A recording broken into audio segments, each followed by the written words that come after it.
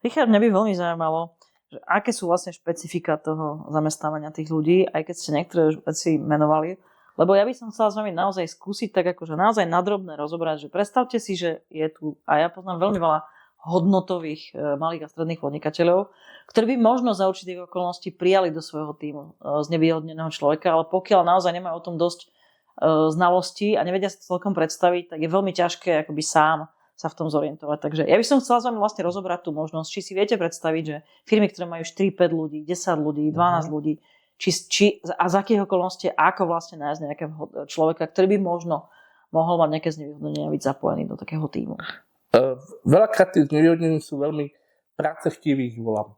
Vlastne sú hlavne takí, čo si fakt dlho hľadajú prácu, majú tú smolu, že vlastne keď sú na pohovor alebo niekde na konkurzoch, tak stále zamestnávateľ vyberú zdravého, aj keď to vyzerá, že sú rovnako výkonní, tak radšej zdraví. To je taký predsudok v podstate.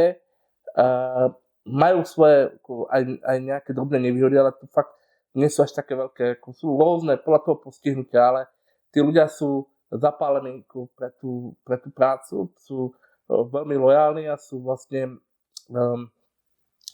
veľmi nadšené, že môže byť niekde medzi kolektív. Keď si predstavíte, že títo ľudia napríklad 2 roky nikde nepracovali, tak vlastne majú obrovský chtič. Vlastne niekde sa uchytiť, udržať a byť jak sa povie, prospešný pre spoločnosť. Chápem. A mať nejakú životnú hodnotu, že nie som nula. Takže títo ľudia, ja ich veľa odporúčam v podstate, aby podnikatelia, zamestnávateľia odmysleli si to, že majú nejaký zdravotný handicap, nech to berú tak, že nech si vážia, že oni nemajú ten zdravotný handicap a títo ľudia chcú chodiť do práce. To akože, keď mám dôležité je taká vec, že si uvedomiť, že byť každé ráno šťastný, že vám zdravie dovolí do práce.